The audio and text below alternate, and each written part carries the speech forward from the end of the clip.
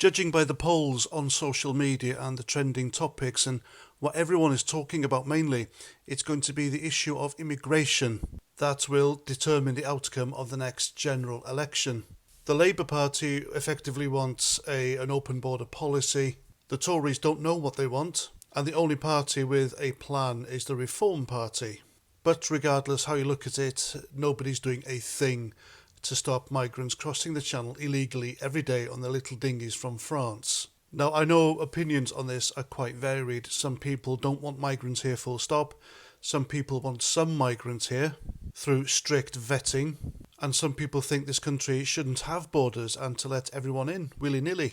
And it's turned out the cost to accommodate just the illegal ones, it's just eye-watering.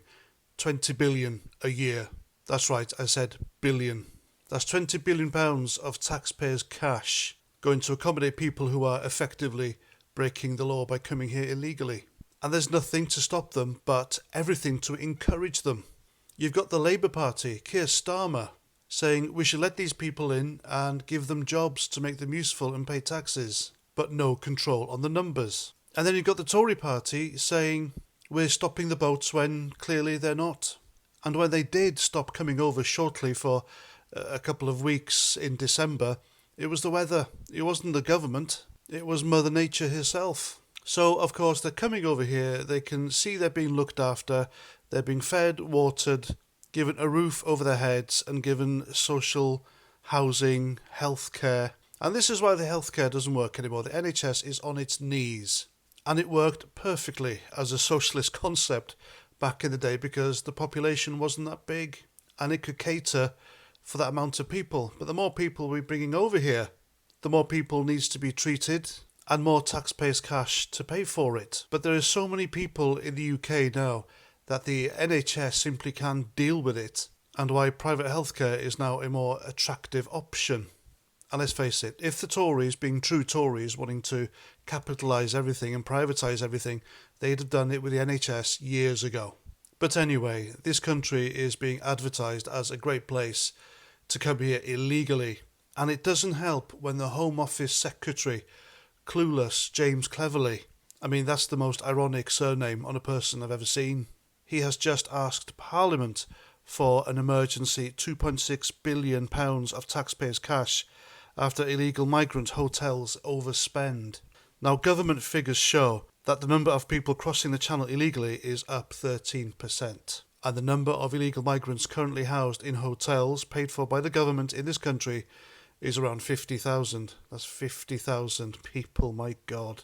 And so the cost of accommodating them was £20 billion, but it's gone up to £21 billion. Now, I don't think this idea is from James Cleverly himself. I don't think that James Cleverly is the kind of guy who can think for himself, if I'm honest. I think this is from his idea of allowing his civil servants to call the shots. And as we know, the civil servants in this country are a treacherous political bunch. They forget that they're actually working for elected representatives whom the people choose. And yet they are in there infesting the place.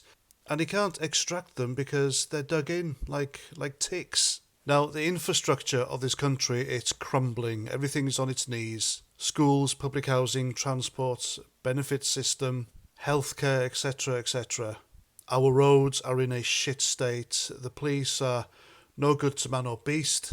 We have deprived areas in our country. And considering it's the modern age, it's 2024. England, Britain should not be like this. And we're spending billions of pounds of taxpayers' cash on these people. It's wrong, isn't it? It's wrong morally and it's wrong economically.